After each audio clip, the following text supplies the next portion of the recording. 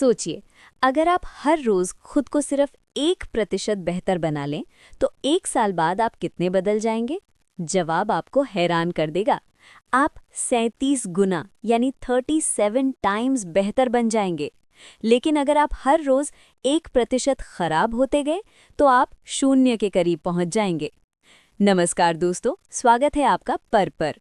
आज हम बात करेंगे दुनिया की सबसे प्रभावशाली किताबों में से एक एटॉमिक हैबिट्स के बारे में, जिसे लिखा है जेम्स क्लियर ने। ये किताब सिर्फ आदतें बदलने के बारे में नहीं है, ये आपकी जिंदगी बदलने का एक ब्लूप्रिंट है। तो चलिए शुरू करते हैं। साल 2003 की बात है। ब्रिटेन की प्रोफेशनल साइकिलिंग संस्था, जिसे ब्रिटिश साइकिलिंग कहा जाता था, का हाल बहुत बुरा था। पिछले 100 सालों में उन्होंने ओलंपिक में सिर्फ 1 गोल्ड मेडल जीता था, और टूर डे फ्रांस, जो साइकिलिंग की सबसे बड़ी रेस होती है, उसमें तो उनका प्रदर्शन इतना खराब था कि एक साइकिल बनाने वाली कंपनी ने उन्हें साइकिल बेचने से भी मना कर दिया था, क्योंकि उन्हें डर था कि अगर लोग देखेंगे कि ब्रिटिश टीम उनकी साइकिल चलाती है तो उनकी बिक्री घट जाएगी। लेकिन फिर कुछ बदला। उन्होंने एक नए कोच को काम पर रखा, जिसका नाम था डेव ब्रेल्सफोर्ड। डेव की रणनीति बाकी कोचों से अलग थी। वो बड़े बदलावों में विश्वास नहीं करते थे। उनका एक सिद्धांत था, जिसे वो कहते थे the aggregation of marginal gains, यानी मामूली फायदों का संग्रह। उनका कहना था कि अगर आप साइकिल चलाने से जुड़ी हर छोटी चीज में सिर्फ 1% सुधार कर लें, तो कुल मिलाकर परिणाम बहुत बड़ा होगा। उन्होंने और उनकी टीम ने छोटे छोटे बदलाव शुरू किए। उन्होंने साइकिल की सीट को थोड़ा और आरामदायक बनाया, टायरों पर अल्कोहल रगड़ा ताकि पकड़ अच्छी बने, राइडर्स को ऐसे शॉर्ट्स पहनाए जो बिजली से गर्म होते थे ताकि मांसपेशियों का तापमान सही रहे। यहाँ तक कि उन्होंने ये भी टेस्ट किया कि किस तरह की तकिए पर सोने से खिलाड़ियों को सबसे अच्छी नींद आती है। ये बदलाव सुनने में बहुत छोटे, लगभग ना के बराबर लगते थे, लेकिन 5 साल बाद जो हुआ उसने दुनिया को चौंका दिया। 2008 के बीजिंग ओलंपिक में ब्रिटिश टीम ने 60% गोल्ड मेडल जीत लिए, और जब लंदन ओलंपिक हुआ तो उन्होंने 9 ओलंपिक रिकॉर्ड और 7 वर्ल्ड रिकॉर्ड तोड़ दिए। जिस टीम को कोई टाइटल नहीं देना चाहता था, उसने 6 बार टूर द फ्रांस जीत लिया। सवाल ये है, ये हुआ कैसे? कैसे साधारण लोगों की एक टीम छोटी छोटी आदतों से वर्ल्ड चैंपियन बन गई? यही है एटॉमिक हैबिट्स की ताकत। जेम्स क्लियर कहते हैं कि हम अक्सर अपनी जिंदगी में ऑल और नथिंग वाली सोच रखते हैं। हम सोचते हैं कि वजन कम करने के लिए या अमीर बनने के लिए हमें रातों रात कोई क्रांति लानी होगी, लेकिन गणित कुछ और कहता है। अगर आप हर रोज खुद को सिर्फ 1% बेहतर बनाते हैं, तो साल के अंत तक आप 37 गुना बेहतर बन चुके होंगे। वहीं अगर आप रोज 1% खराब होते हैं, तो आप साल के अंत तक लगभग 0 पर आ जाएंगे। आदतें कंपाउंड इंटरेस्ट की तरह होती हैं। जैसे पैसा बैंक में धीरे धीरे बढ़ता है और अंत में बहुत बड़ा हो जाता है, वैसे ही आदतों का असर भी एकदम से नहीं दिखता। यही सबसे बड़ी समस्या है। हम जिम जाते हैं, 3 दिन दौड़ते हैं और आईने में देखते हैं, अरे मेरा वजन तो कम हुआ ही नहीं, और हम छोड़ देते हैं। जेम्स क्लियर इसे प्लेटो ऑफ लेटेंट पोटेंशियल कहते हैं। कल्पना कीजिए कि आपके सामने मेज पर एक बर्फ का टुकड़ा रखा है। कमरे का तापमान 25 डिग्री है। आप कमरे को धीरे धीरे गर्म करते हैं। 26 डिग्री, बर्फ नहीं पिघली। 27 डिग्री, कुछ नहीं हुआ। 28, 29, 30, 31 डिग्री, अभी भी बर्फ वैसी ही है। लेकिन जैसे ही तापमान 32 डिग्री होता है, बर्फ पिघलने लगती है। अब सोचिए, क्या उस 1 डिग्री यानी 31 से 32 ने बर्फ पिघलाई? नहीं, उन सभी तापमानों ने काम किया जो पहले बढ़ रहे थे लेकिन दिखाई नहीं दे रहे थे। हमारी आदतें भी ऐसी ही हैं। आप मेहनत करते रहते हैं, रिजल्ट नहीं दिखता। आपको लगता है मेहनत बेकार जा रही है, लेकिन असल में आप उस 32 डिग्री का इंतजार कर रहे हैं। आपकी मेहनत बेकार नहीं जा रही, वो जमा हो रही है। जब रिजल्ट फूटेगा तो दुनिया कहेगी, अरे ये तो रातों रात सफल हो गया। इसलिए अगर आपको अभी परिणाम नहीं मिल रहे, तो इसका मतलब ये नहीं कि आप सही रास्ते पर नहीं हैं। इसका मतलब ये है कि आप अभी उस बर्फ पिघलने वाले पॉइंट तक नहीं पहुंचे हैं। टिके रहिए, परिणाम जरूर मिलेगा। चैप्टर 2, लक्ष्य क्यों काम नहीं करते? Why goals don't work? स्वागत है वापस। हमने पहले भाग में जाना कि कैसे छोटी आदतें कंपाउंड होती हैं। अब हम एक बहुत ही विवादास्पद सवाल पर बात करेंगे। बचपन से हमें सिखाया गया है, बड़ा सोचो, लक्ष्य निर्धारित करो, सेट गोल्स। हमें लगता है कि अगर हमें ज़िंदगी में कुछ हासिल करना है तो हमें एक बहुत स्पेसिफिक गोल बनाना होगा। मुझे 10 किलो वज़न कम करना है, मुझे बेस्ट सेलर किताब लिखनी है, मुझे करोड़पति बनना है। लेकिन जेम्स क्लियर कहते हैं, परिणामों को भूल जाओ और सिस्टम पर ध्यान दो। ये सुनकर आपको अजीब लग सकता है। अगर हम गोल नहीं बनाएंगे तो आगे कैसे बढ़ेंगे? आइए इसे समझते हैं। हर खेल में, हर ओलंपिक रेस में जीतने वाले यानी विनर और हारने वाले यानी लूजर दोनों का गोल एक ही होता है। दौड़ने वाले हर धावक का गोल होता है गोल्ड मेडल जीतना। इंटरव्यू देने वाले हर कैंडिडेट का गोल होता है नौकरी पाना। अगर दोनों के गोल एक जैसे हैं तो फिर एक जीतता है और दूसरा हारता क्यों है?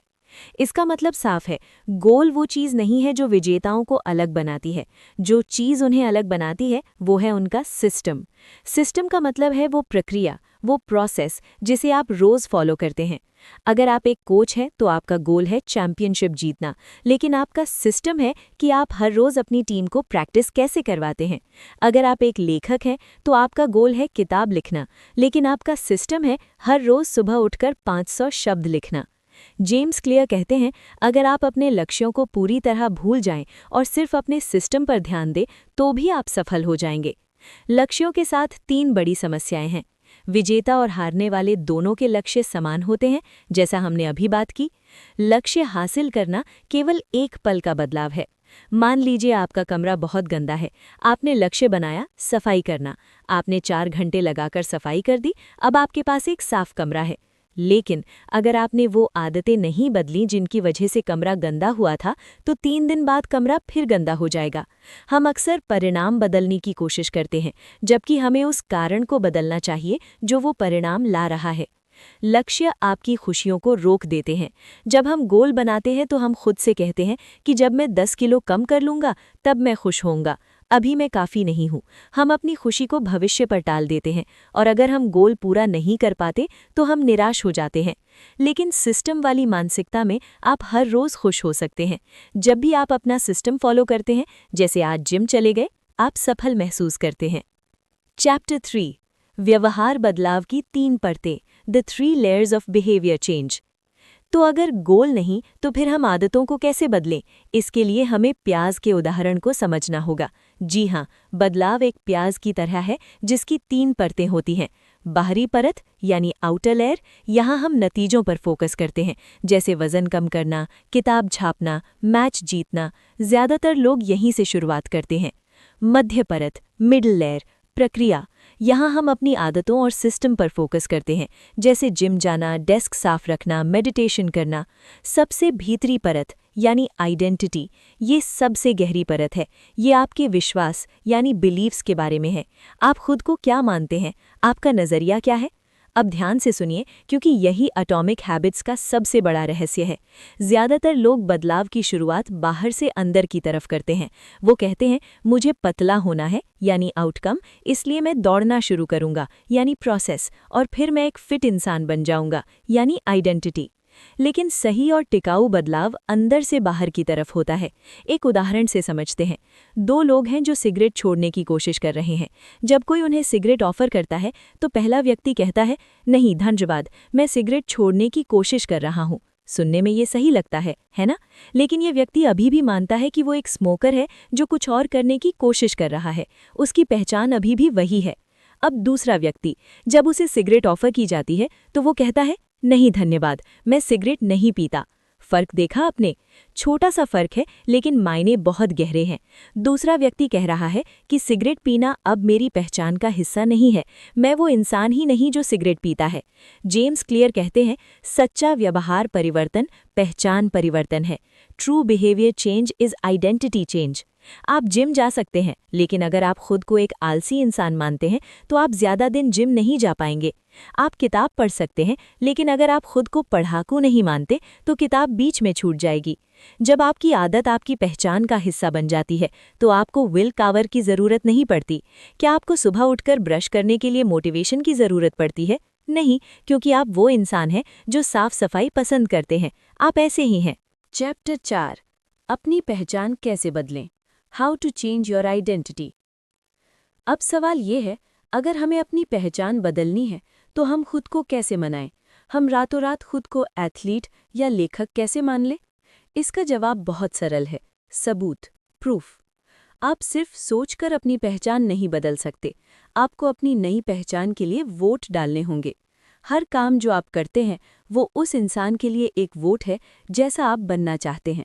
जब आप बिस्तर ठीक करते हैं तो आप अनुशासित इंसान के लिए वोट डालते हैं। जब आप एक पैराग्राफ लिखते हैं तो आप लेखक के लिए वोट डालते हैं। जब आप जिम जाते हैं तो आप एथलीट के लिए वोट डालते हैं। चुनाव की तरह जीतने के लिए आपको 100% वोटों की ज़रूरत नहीं है, आपको बस बहुमत चाहिए। इसका मतलब है कि अगर आप कभी कभी गलती करते हैं, पिज़्ज़ा खा लेते हैं या वर्कआउट मिस कर देते हैं, तो कोई बात नहीं। जब तक आपके ज़्यादातर वोट हेल्दी लाइफस्टाइल के पक्ष में हैं, आप जीत जाएंगे। तो आज से खुद से ये पूछना बंद करें कि मुझे क्या हासिल करना है, what do I want to achieve, बल्कि ये पूछें, मैं कैसा इंसान बनना चाहता हूँ, who do I want to become. एक बार जब आप ये तय कर लेते हैं तो बस छोटे छोटे कदमों से उसे साबित करना शुरू करें। यही है एटॉमिक हैबिट्स का आधार। और अब जब हमारी नींव तैयार हो गई है तो अगले भाग में हम जानेंगे वो 4 कानून, द 4 लॉज, जिनका इस्तेमाल करके आप किसी भी आदत को बना सकते हैं या तोड़ सकते हैं। क्या आप तैयार हैं उस फॉर्मूला को जानने के लिए? मिलते हैं अगले भाग में। हमने फंडामेंटल्स और आइडेंटिटी थ्योरी पार्ट पूरा कर लिया है। अब हमें प्रैक्टिकल स्टेप्स पर जाना है। पार्ट 3 में हम first law, make it obvious, इसे स्पष्ट बनाएं, कवर करेंगे। इसमें हम सीखेंगे इम्प्लीमेंटेशन इंटेंशन, कब और कहाँ का फॉर्मूला, हैबिट स्टैकिंग, एक आदत के ऊपर दूसरी आदत कैसे रखें, एनवायरनमेंट डिज़ाइन, अपने घर को कैसे बदलें कि आदत अपने आप बने। ये रहा पार्ट 3 का स्क्रिप्ट। यहाँ से हम थ्योरी से निकलकर प्रैक्टिकल एक्शन की तरफ बढ़ेंगे। इस भाग में हम पहले नियम पर बात करेंगे। पार्ट 3, पहला नियम, इसे स्पष्ट बनाएं, मेक इट ऑब्वियस। चैप्टर 5, जागरूकता और जापानी रेलवे। टोक्यो, जापान, दुनिया का सबसे बेहतरीन रेलवे सिस्टम। अगर आपने कभी जापानी ट्रेन ड्राइवरों को देखा हो तो उनकी एक अजीब आदत है। जब ट्रेन चला रहे होते हैं तो वे हर सिग्नल की तरफ उंगली उठाते हैं और जोर से बोलते हैं, सिग्नल हरा है। जब वे स्टेशन छोड़ते हैं तो स्पीडोमीटर की तरफ उंगली करते हैं और चिल्लाते हैं, स्पीड 80 है। वे हर छोटी चीज़ को पॉइंट करते हैं और बोलकर कंफर्म करते हैं। इसे कहते हैं point and call, point and call. लेकिन वे ऐसा करते क्यों हैं? क्या उन्हें नहीं पता कि सिग्नल हरा है? दरअसल वे ऐसा इसलिए करते हैं ताकि वे बेहोशी में काम न करें। हम इंसान आदतों के गुलाम होते हैं। हम ज़्यादातर काम ऑटो पायलट मोड पर करते हैं। क्या आपको कभी ऐसा हुआ है कि आप घर से निकले और आधे रास्ते जाकर सोचा, क्या मैंने गैस बंद की थी? क्या मैंने दरवाज़ा लॉक किया था? ये इसलिए होता है क्योंकि वो काम आपने इतनी बार किया है कि अब आपका दिमाग उसे रजिस्टर ही नहीं करता। आदत बदलने का सबसे पहला कदम है जागरूकता, अवेयरनेस। जेम्स क्लियर कहते हैं, आप उस आदत को नहीं बदल सकते जिसके बारे में आप जानते ही नहीं हैं। इससे पहले कि हम नई आदतें बनाएं, हमें अपनी पुरानी आदतों को देखना होगा। इसके लिए लेखक एक तकनीक बताते हैं, हैबिट स्कोर कार्ड। अपनी सुबह की सारी आदतों को एक कागज़ पर लिखें। मैं उठता हूँ, मैं फ़ोन चेक करता हूँ, मैं ब्रश करता हूँ, मैं चाय पीता हूँ। अब हर आदत के आगे निशान लगाएं। अच्छी आदत के लिए प्लस, बुरी आदत के लिए माइनस, तटस्थ आदत के लिए इक्वल टू। अगर आप सुबह उठते ही फ़ोन चेक करते हैं तो उसे माइनस दें। इस एक्सरसाइज का मकसद खुद को जज करना नहीं है, बस ये देखना है कि आप असल में दिन भर करते क्या हैं। जब आप पॉइंट एंड कॉल करेंगे तभी बदलाव शुरू होगा। चैप्टर 6, इरादे को ठोस बनाना, इम्प्लीमेंटेशन इंटेंशन। एक रिसर्च स्टडी की गई। लोगों को 3 ग्रुप्स में बांटा गया और कहा गया कि उन्हें एक्सरसाइज करनी है। ग्रुप 1, इनसे बस कहा गया कि एक्सरसाइज करें। परिणाम, 35% लोगों ने एक्सरसाइज की। ग्रुप 2, इन्हें मोटिवेशनल वीडियो दिखाए गए। परिणाम, 35% लोगों ने ही की। मोटिवेशन का कोई असर नहीं हुआ। ग्रुप 3, इनसे एक खास प्लान बनवाया गया। इनसे एक वाक्य पूरा करने को कहा गया, मैं इस दिन, इस बजे, इस जगह पर 20 मिनट एक्सरसाइज करूंगा। परिणाम, इस ग्रुप के 91% लोगों ने एक्सरसाइज की। इसे कहते हैं इम्प्लीमेंटेशन इंटेंशन, कार्यान्वयन इरादा। ज़्यादातर लोग इसलिए फेल नहीं होते कि उनमें कमी है, वे इसलिए फेल होते हैं क्योंकि उनके पास स्पष्टता नहीं होती। हम कहते हैं, मैं स्वस्थ खाना चाहता हूँ या मैं किताब लिखना चाहता हूँ, ये सिर्फ एक इच्छा है, ये स्पष्ट नहीं है। आपको अपने दिमाग को क्लियर निर्देश देना होगा, कब और कहाँ। आज से ये कहना बंद करें कि मैं वर्कआउट करूंगा, बल्कि ये कहें मैं शाम 6 बजे अपने लिविंग रूम में 30 मिनट वर्कआउट करूंगा। जब आप समय और जगह तय कर देते हैं तो आपको ये सोचने की जरूरत नहीं पड़ती कि क्या मैं अभी करूं या बाद में, फैसला पहले ही हो चुका है। चैप्टर 7, आदतों का ढेर, हैबिट स्टैकिंग। नई आदत बनाने का सबसे आसान तरीका क्या है? उसे किसी पुरानी आदत के ऊपर चिपका देना। इसे कहते हैं हैबिट स्टैकिंग।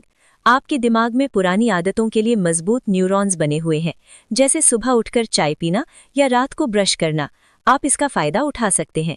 इसका फॉर्मूला है, पुरानी आदत के बाद मैं नई आदत करूंगा। उदाहरण के लिए, मेडिटेशन के लिए सुबह कॉफी पीने के ठीक बाद मैं 1 मिनट मेडिटेशन करूंगा। एक्सरसाइज के लिए जैसे ही मैं ऑफिस से घर आकर जूते उतारूंगा, मैं तुरंत अपने जिम के कपड़े पहन लूंगा। पढ़ाई के लिए रात का खाना खाने के बाद मैं टीवी नहीं बल्कि 10 मिनट किताब पढ़ूंगा।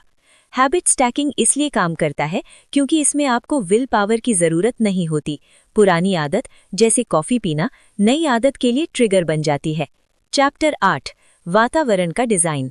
बॉस्टन के एक अस्पताल में एक डॉक्टर ने एक अजीब प्रयोग किया। वो चाहती थी कि लोग सोडा कम पिएं और पानी ज्यादा। उसने किसी से कुछ नहीं कहा, न कोई भाषण दिया। उसने बस कैफेटेरिया का वातावरण बदल दिया। उसने पानी की बोतलों को कैश काउंटर के पास रख दिया और सोडे की बोतलों को थोड़ा पीछे कर दिया। नतीजा, अगले 3 महीनों में सोडे की बिक्री 11% गिर गई और पानी की बिक्री 25% बढ़ गई। लोगों को लगा कि उन्होंने अपनी मर्जी से पानी चुना, लेकिन असल में वातावरण ने उनके लिए फैसला लिया था।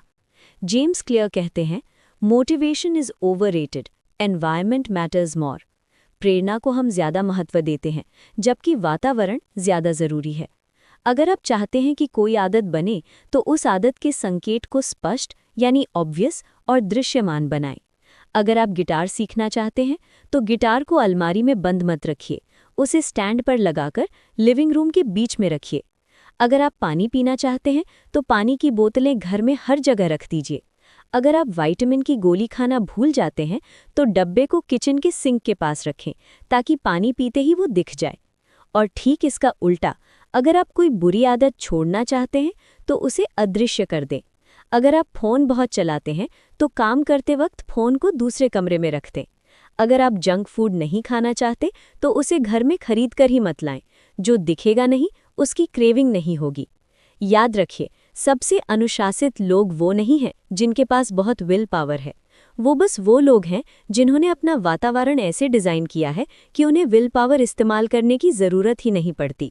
यहाँ पार्ट 3 खत्म होता है। हमने first law, make it obvious, पूरा कर लिया है। अब हमें पार्ट 4 में second law, make it attractive, यानी इसे आकर्षक बनाए पर जाना है। पार्ट 4 में हम कवर करेंगे डोपामीन लूप, हमें आदतें करने में मज़ा क्यों आता है। टेम्पटेशन बंडलिंग, बोरिंग काम को मज़ेदार काम के साथ कैसे जोड़ें, जैसे नेटफ्लिक्स देखते हुए ट्रेडमिल पर दौड़ना। फैमिली एंड फ्रेंड्स, संगत का असर। पार्ट 4, दूसरा नियम, इसे आकर्षक बनाएं। चैप्टर 9, डोपामीन का खेल। क्या आपने कभी सोचा है कि सोशल मीडिया, जंक फूड और वीडियो गेम्स में ऐसा क्या है कि हम खुद को रोक नहीं पाते, जबकि पढ़ाई करना या सब्जी खाना हमें इतना मुश्किल क्यों लगता है? इसका जवाब हमारे दिमाग के एक केमिकल में छिपा है, जिसे कहते हैं डोपामीन। वैज्ञानिकों ने चूहों पर एक प्रयोग किया। उन्होंने चूहों के दिमाग से डोपामीन रिलीज होने वाला हिस्सा ब्लॉक कर दिया। नतीजा हैरान करने वाला था। चूहों ने जीने की इच्छा ही छोड़ दी। उन्होंने खाना बंद कर दिया, यहाँ तक कि प्यास लगने पर पानी भी नहीं पिया और अंत में मर गए। उन्हें मज़ा नहीं आ रहा था, इसलिए उनने कुछ भी करने की इच्छा खत्म हो गई थी। हम इंसान भी ऐसे ही हैं। जेम्स क्लियर कहते हैं, आदतें डोपामीन से चलती हैं। लेकिन यहाँ एक ट्विस्ट है। डोपामीन सिर्फ तब रिलीज नहीं होता जब आपको मज़ा आता है, यानी प्लेजर, बल्कि ये तब भी रिलीज होता है जब आपको मज़े की उम्मीद यानी एंटिसिपेशन होती है। जब आप फ़ोन की घंटी सुनते हैं, तो स्क्रीन देखने से पहले ही डोपामीन रिलीज हो जाता है। जब आप पिज्ज़ा का ऑर्डर देते हैं, तो खाने से पहले ही आपके मुंह में पानी आ जाता है। यही इच्छा यानी क्रेविंग हमें काम करने पर मजबूर करती है। हमारा आधुनिक संसार ऐसी चीज़ों से भरा है जो सुपर नॉर्मल है। इंस्टाग्राम के लाइक्स, चीनी से भरा खाना और पोर्नोग्राफी, ये सब हमारे डोपामीन को इतना बढ़ा देते हैं कि इनके सामने किताब पढ़ना या दौड़ना बहुत फीका और बोरिंग लगता है। तो हम अच्छी आदतों को आकर्षक कैसे बनाएं? हमें अपने डोपामीन को सही जगह इस्तेमाल करना होगा। Chapter 10 temptation bundling. आयरलैंड में एक इंजीनियरिंग का छात्र था, रोनन बर्न। उसे नेटफ्लिक्स देखना बहुत पसंद था, लेकिन उसे पता था कि उसे एक्सरसाइज भी करनी चाहिए।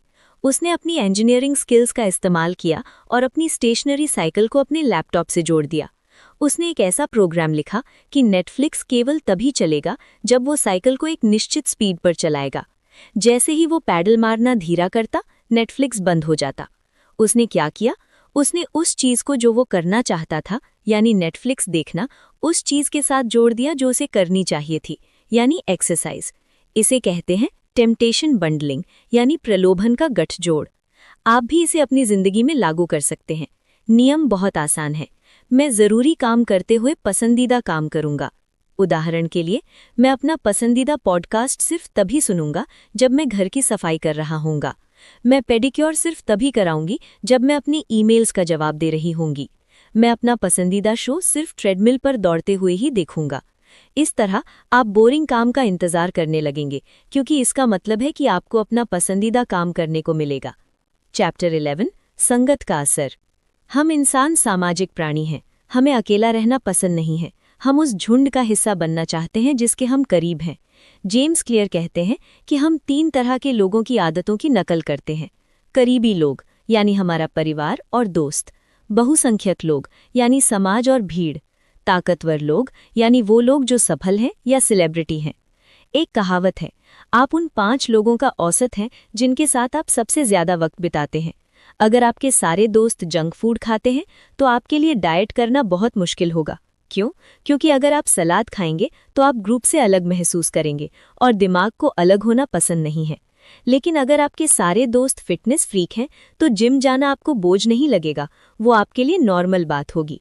इसलिए अगर आप कोई नई आदत बनाना चाहते हैं तो सबसे आसान तरीका है, एक ऐसे ग्रुप में शामिल हो जाएं जहां आपका वांछित व्यवहार सामान्य व्यवहार हो। अगर आपको किताबें पढ़ना है तो बुक क्लब ज्वाइन करें। अगर आपको दौड़ना है तो रनिंग ग्रुप ज्वाइन करें। जब आप देखते हैं कि आपके आसपास हर कोई रोज पढ़ रहा है तो आपको लगता है, हाँ, ये करना ही सही है। तब आदत बनाना संघर्ष नहीं बल्कि माहौल का हिस्सा बन जाता है। याद रखिए, हम अपनी आदतों को आकर्षक तब मानते हैं जब वो हमें दूसरों से जोड़ती हैं। बुरी संगत आपको रसातल में ले जा सकती है और अच्छी संगत आपको शिखर पर। यहाँ पार्ट 4 खत्म होता है। हमने second law make it attractive पूरा कर लिया है। अब हम पार्ट 5 में third law make it easy पर जाएंगे। पार्ट 5 बहुत महत्वपूर्ण है क्योंकि इसमें हम सीखेंगे मोशन वर्सेस एक्शन। हम प्लान बनाते रह जाते हैं और काम शुरू क्यों नहीं करते। द 2 मिनट रूल, किसी भी आदत को 2 मिनट में कैसे शुरू करें। लॉ ऑफ लीस्ट एफर्ट, इंसान आलसी होता है और ये बुरी बात नहीं है। पार्ट 5 तीसरा नियम, इसे आसान बनाएं, मेक इट ईजी। चैप्टर 12 गति बनाम कार्य, motion versus action. Florida university में एक प्रोफेसर थे, जेरी उल्जमैन। उन्होंने अपनी फोटोग्राफी क्लास के छात्रों को एक दिलचस्प प्रयोग के लिए 2 समूहों में बांट दिया। पहले ग्रुप का नाम रखा मात्रा ग्रुप। प्रोफेसर ने उनसे कहा, तुम्हें सिर्फ इस बात पर नंबर मिलेंगे कि तुम कितनी ज्यादा फोटो खींचते हो। 100 फोटो खींचोगे तो A ग्रेड मिलेगा, 90 पर B और ऐसे ही नीचे। फोटो कैसी है इससे कोई फर्क नहीं पड़ता। दूसरे ग्रुप का नाम रखा गुणवत्ता ग्रुप। इनसे कहा गया कि तुम्हें पूरे सेमेस्टर में सिर्फ 1 फोटो खींचनी है, लेकिन वो फोटो बिल्कुल परफेक्ट होनी चाहिए। अगर फोटो बेहतरीन होगी तभी A ग्रेड मिलेगा। सेमेस्टर खत्म हुआ और परिणाम ने सबको चौंका दिया। क्लास की सबसे बेहतरीन फोटोज किस ग्रुप ने ली थी? क्वालिटी ग्रुप ने नहीं, बल्कि क्वांटिटी ग्रुप ने। ऐसा क्यों? क्योंकि क्वांटिटी ग्रुप के छात्र फोटो खींचने में व्यस्त थे। उन्होंने लाइट के साथ प्रयोग किया, एंगल बदले, गलतियां की और उनसे सीखा। उन्होंने सैकड़ों फोटो खींची और इस प्रोसेस में उनकी स्किल निखर गई। दूसरी तरफ क्वालिटी ग्रुप के छात्र सिर्फ बैठकर सोचते रहे। वो परफेक्ट फोटो कैसे खींचे इसकी थियरी पढ़ते रहे, प्लान बनाते रहे। अंत में उनके पास दिखाने के लिए सिर्फ एक औसत फोटो थी और ढेर सारी नाकामी। जेम्स क्लियर इसे मोशन वर्सेस एक्शन कहते हैं। मोशन, गति। जब आप प्लान बनाते हैं, रणनीति बनाते हैं, जिम की मेंबरशिप चेक करते हैं, ये ज़रूरी है, लेकिन इससे कोई रिजल्ट नहीं मिलता। एक्शन, कार्य। जब आप असल में जिम जाते हैं या आर्टिकल लिखते हैं, सिर्फ इससे ही रिजल्ट मिलता है। हम अक्सर मोशन में फंस जाते हैं क्योंकि हमें फेल होने का डर लगता है। हमें लगता है कि हम तरक्की कर रहे हैं, लेकिन असल में हम सिर्फ टाल मटोल कर रहे होते हैं। याद रखिए, अगर आप सबसे अच्छी किताब लिखना चाहते हैं तो उसका तरीका ये नहीं है कि आप बेस्ट आइडिया का इंतज़ार करें। तरीका ये है कि आप लिखना शुरू करें, भले ही वो बेकार हो। शुरुआत करना परफेक्शन से ज़्यादा ज़रूरी है। चैप्टर 13, सबसे कम प्रयास का नियम, the law of least effort. इंसान स्वभाव से आलसी होता है और ये कोई बुरी बात नहीं है, ये बायोलॉजी है। हजारों सालों से हमारे दिमाग को एक ही चीज़ के लिए प्रोग्राम किया गया है, ऊर्जा बचाना, सेव एनर्जी। इसीलिए हम हमेशा वो रास्ता चुनते हैं जिसमें सबसे कम मेहनत लगे। अगर आपका जिम घर से 20 मिनट दूर है तो आप शायद ही कभी जाएंगे, लेकिन अगर जिम आपके ऑफिस के रास्ते में पड़ता है तो आपके जाने के चांस बढ़ जाएंगे। इसे कहते हैं घर्षण, फ्रिक्शन। अगर आप अच्छी आदतें बनाना चाहते हैं तो आपको फ्रिक्शन कम करना होगा, और बुरी आदतें छोड़ना चाहते हैं तो फ्रिक्शन बढ़ाना होगा। जापान की इलेक्ट्रॉनिक कंपनियों ने 1970s के दशक में अपनी फैक्ट्रियों को इतना एफिशिएंट बना दिया कि वर्कर को टूल ढूंढने के लिए मुड़ना भी न पड़े। हर चीज़ हाथ की पहुंच में थी। इससे उनका उत्पादन कई गुना बढ़ गया। आप भी अपनी ज़िंदगी के आर्किटेक्ट बन सकते हैं। किताब पढ़नी है, किताब को अलमारी में मत रखो, उसे तकिए के ऊपर रख दो। फ्रिक्शन कम किया। हेल्दी खाना है, फल और सलाद को फ्रिज में सबसे सामने रखो और बिस्किट को सबसे ऊपर वाली शेल्फ पर पीछे छुपा दो। सोशल मीडिया कम करना है, ऐप को फ़ोन की होम स्क्रीन से हटाकर किसी फोल्डर के अंदर डाल दो या हर बार लॉग आउट कर दो, ताकि पासवर्ड डालने की मेहनत यानी फ्रिक्शन बढ़ जाए। काम जितना आसान होगा, उसके होने की संभावना उतनी ही ज़्यादा होगी। चैप्टर 14, 2 मिनट का नियम, द 2 मिनट रूल। जब हम नई आदत शुरू करते हैं तो हम बहुत जोश में होते हैं। मैं रोज़ 5 किलोमीटर दौड़ूंगा, मैं रोज़ 1 घंटा पढ़ूंगा। लेकिन ये जोश कुछ दिन में ठंडा पड़ जाता है क्योंकि ये काम बहुत बड़ा लगता है। जेम्स क्लियर इसका एक जादुई समाधान देते हैं, द 2 मिनट रूल, 2 मिनट का नियम। नियम यह है कि कोई भी नई आदत 2 मिनट से कम में पूरी होनी चाहिए। हर रात सोने से पहले पढ़ें, बन जाता है 1 पेज पढ़ें। 30 मिनट योगा करें, बन जाता है योग मैट बाहर निकालें। क्लास के लिए पढ़ाई करें, बन जाता है अपनी कॉपी खोलें। 5 किलोमीटर दौड़ें, बन जाता है अपने जूते पहने। आप सोच रहे होंगे, अरे लेकिन 1 पेज पढ़ने से क्या होगा, मुझे तो पूरी किताब पढ़नी है। यही तो राज है। एक आदत को सुधरने से पहले उसका स्थापित होना जरूरी है। You have to establish a habit before you can improve it. अगर आप जिम जाकर सिर्फ 2 मिनट ट्रेडमिल पर चलकर वापस आ जाते हैं तो भी आपने एक जीत हासिल की है। आप जिम गए, आपने उस आने की आदत, आर्ट ऑफ शोइंग आपको मजबूत किया। एक बार जब आप रोज आने लगते हैं, भले ही 2 मिनट के लिए, तो धीरे धीरे आप 2 मिनट को 20 मिनट और फिर 1 घंटे में बदल सकते हैं। लेकिन अगर आप शुरू ही नहीं करेंगे क्योंकि लक्ष्य बहुत बड़ा है, तो आप कभी नहीं बदलेंगे। तो आज ही अपनी बड़ी आदत को 2 मिनट के वर्जन में तोड़ें और शुरू करें। यहाँ पर पार्ट 5 खत्म होता है। आगे क्या करें? हमने 3rd लॉ पूरा कर लिया है। अब हम आखिरी पड़ाव पर हैं। पार्ट 6 में हम 4th law, make it satisfying, इसे संतुष्टजनक बनाएं, कवर करेंगे। पार्ट 6 फाइनल पार्ट में हम देखेंगे इमीडिएट वर्सेस डिलेड रिवॉर्ड्स। हमारा दिमाग तुरंत मिलने वाले इनाम को क्यों पसंद करता है। हैबिट ट्रैकिंग, सीनफेल्ड स्ट्रैटेजी क्यों काम करती है। कंक्लूजन, पूरी किताब का निचोड़। ये रहा पार्ट 6 फाइनल पार्ट। ये आपकी ऑडियो बुक का आखिरी हिस्सा है। इसमें हम चौथे नियम, 4th लॉ, आदत ट्रैकिंग और किताब के निष्कर्ष पर बात करेंगे। ये हिस्सा दर्शकों को एक बहुत ही सकारात्मक और प्रेरणादायक नोट पर छोड़ेगा। ऑडियो बुक स्क्रिप्ट, पार्ट 6, चौथा नियम, इसे संतोषजनक बनाएं, मेक इट सैटिस्फाइंग। चैप्टर 15, तत्काल इनाम का नियम, the cardinal rule of behaviour change. 1990 के दशक में कराची, पाकिस्तान में एक बहुत बड़ी समस्या थी। वहाँ के 60% से ज़्यादा लोग गंदे पानी की वजह से बीमार पड़ रहे थे। स्वास्थ्य कर्मचारियों ने लोगों को बहुत समझाया, पानी उबालकर पियो, हाथ धोकर खाना खाओ, लेकिन कोई असर नहीं हुआ। लोग सुन लेते थे, लेकिन आदत नहीं बदलते थे। फिर स्टीफन लुबी नाम के एक डॉक्टर ने एक अलग तरीका अपनाया। उन्होंने लोगों को लेक्चर देने के बजाय उन्हें एक प्रीमियम साबुन दिया। ये साबुन बहुत खुशबूदार था और झाग बहुत बनाता था। अचानक लोगों ने हाथ धोना शुरू कर दिया। क्यों? क्योंकि हाथ धोने के बाद उन्हें तुरंत खुशबू आती थी और मज़ा आता था।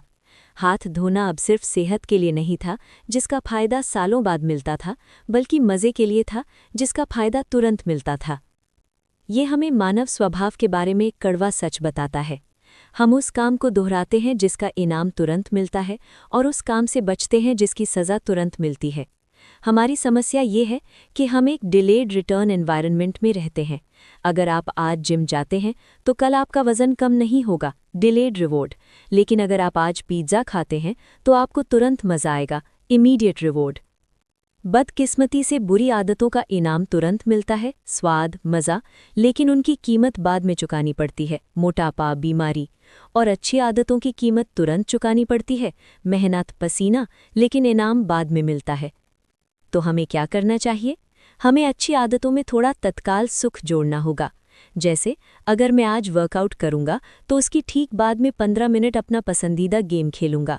या अगर मैं आज बाहर का खाना नहीं खाऊंगा तो उस खाने के पैसे मैं अपने यूरोप ट्रिप वाले गुल्लक में डाल दूंगा। जब आप उस पैसे को गुल्लक में गिरते हुए देखते हैं तो आपको तुरंत खुशी मिलती है। यही छोटा सा इनाम आपको कल फिर सही काम करने के लिए प्रेरित करता है। चैप्टर 17 आदत tracking, how to stick with good habits every day. Benjamin Franklin 20 साल की उम्र से ही अपने पास एक छोटी डायरी रखते थे।